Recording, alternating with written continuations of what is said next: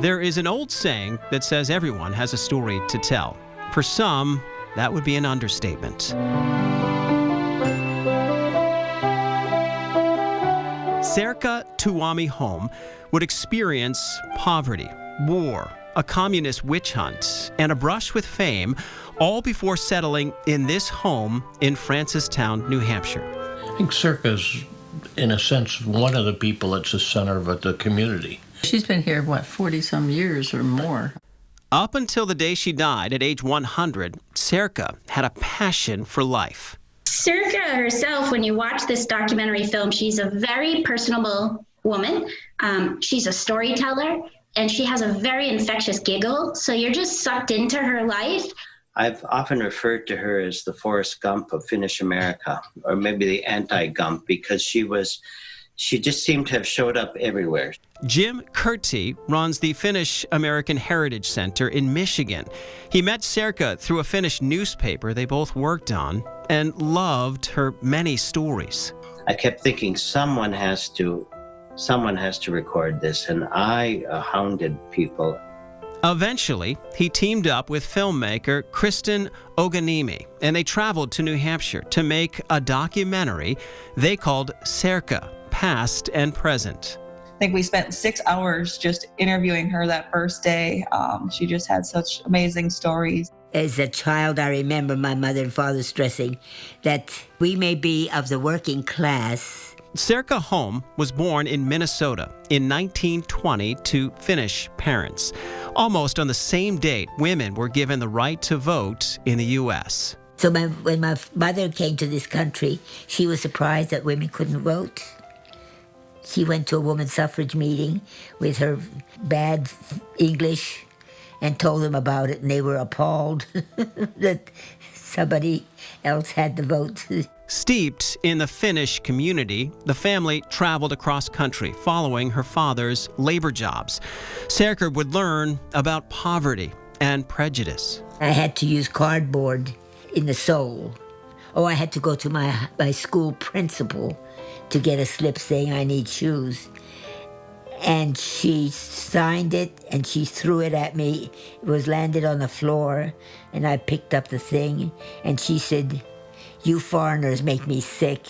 You make us pay taxes so you can, you're lazy that your father didn't get you shoes or something." Serka's parents were active in politics and unions, seeking better wages and work conditions, led to strikes and sometimes violence. Here, she recalls one encounter.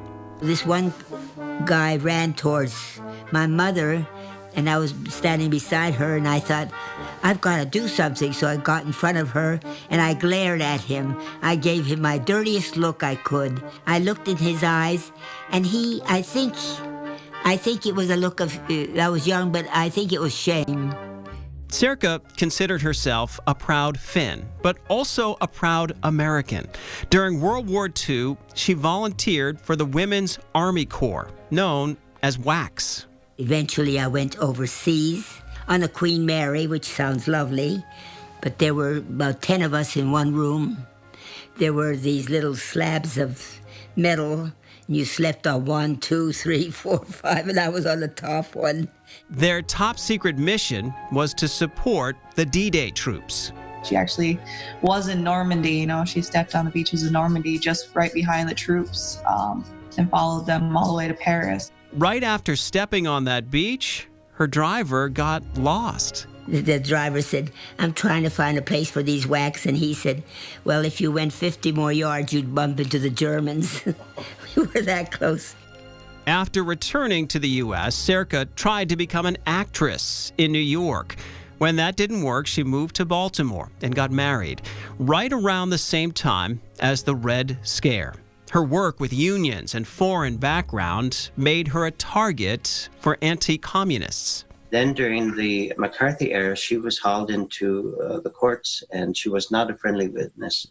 Serka would become the first woman on the East Coast called before the notorious House Un-American Activities Committee. that went around the nation telling people, give us names, give us names. It's all they asked for. If you refuse to give a name, then they'd call you a communist, you know. And so you'd take the Fifth Amendment. That's all you could do. And it was just dreadful.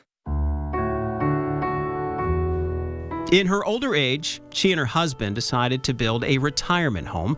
New Hampshire, a state with many Finnish descendants, was a perfect fit. So we found Francistown just by accident, and he wanted the land, you know, just to build a house on. She would continue her political activism, serve the community of Francistown, and never forgot her Finnish heritage. I didn't know anything about Finns until I met Serka. Now I feel like, you know, I know quite a bit. In fact, Serka would write articles for the Finnish American Reporter right up to her death in October of 2020 at the age of 100. Her friends using words like caring, mentor, and inspiration to describe her. We need to always be vigilant. We need to be educated. We need to be thinking. That's the message that she gave, and I think it'll be a message that'll ring true for a very long time.